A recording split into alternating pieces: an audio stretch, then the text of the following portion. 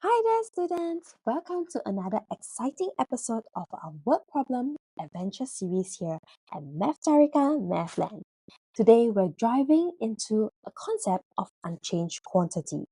We'll explore how some quantities in word problem sums don't change, even when other variables do. So let's grab your notebooks and let's crack these problems together. Ready? Let's get started!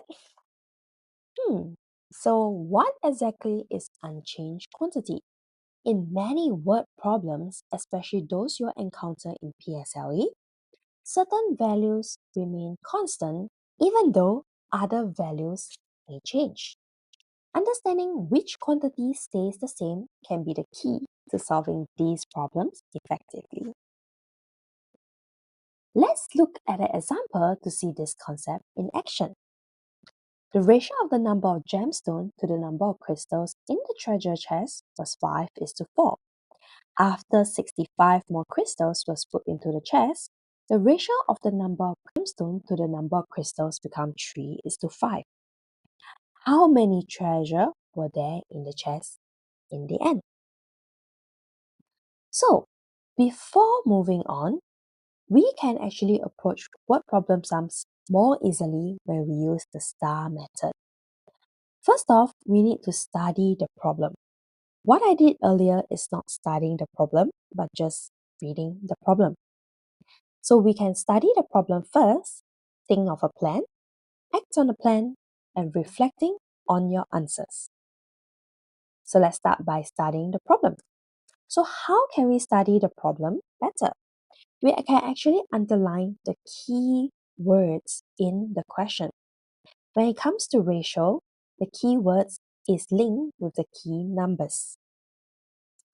Here, you can see that I've underlined gemstone and crystal was 5:4. And you can actually write down on your paper, gemstone is to crystal, 5:4. That's because the ratio on the number of gemstones to the number of crystals in the treasure chest was 5:4. That's why we have to write it down on the paper to make it clearer.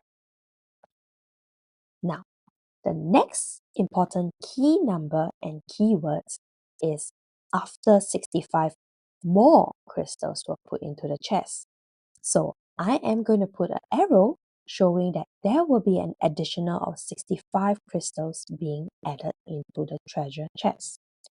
However, if you look at the question, you'll realize there was no gemstone added or no gemstone being removed.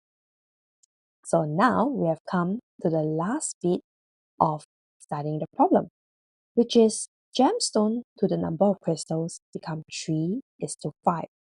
So what can we do over here? We are actually going to write down the ratio here, 3:5. As you can see, hey, gemstone, there is no changes to the gemstone, but there is a difference in the ratio number. So, what can we do to make sure the gemstone has the same number? If some of you might have guessed it, we can actually use the LCM to determine what is the common number that we should use. So, now we have to multiply the first ratio by 3 and the second ratio by 5 to make sure that the gemstone has the same number. And be careful, kids, we have to multiply the whole entire ratio. That's why you can see the first ratio, the gemstone is 15 and the crystal is 12. And the second ratio, the gemstone is 15 and the crystal is 25. And now we have to act on the plan. You can see that the crystal, there is some changes. So what is the changes? There is an additional of 13 units added. Earlier on, didn't we add 65 crystal? That's right. We found 13 units is equals to 65 crystal. And now we can actually write it down to show that we have understood the question. 1 unit is 65 divided by 13, which gives me 5. And now we know the total units that we are supposed to find. The question is asking us how many treasure were there in the chest in the end. That's why I need to take 25 units plus 15 units, which gives me 40 units. And now we just need to find how much is 40 units. So we take 40 units times 5, which gives me 200. Alright, let's not forget to reflect on your answers. There is actually one way to help you check the answers more effectively. In Singapore, most students will know NTUC as our supermarket, but it is also one way to help you check your answers more effectively. So, N, what does it represent? N is for numbers. Does my final number make sense? T is for transfer. Did I transfer the numbers correctly? U is for units. Did I leave the final answer in the correct units? And C is for calculations. Did I miscalculate? So, kids, do remember to check your work using NTUC. Finally, we have solved the mystery of the treasure chest. And here is the solution. So there were 200 treasure in the chest in the end. Alright, now it's your turn.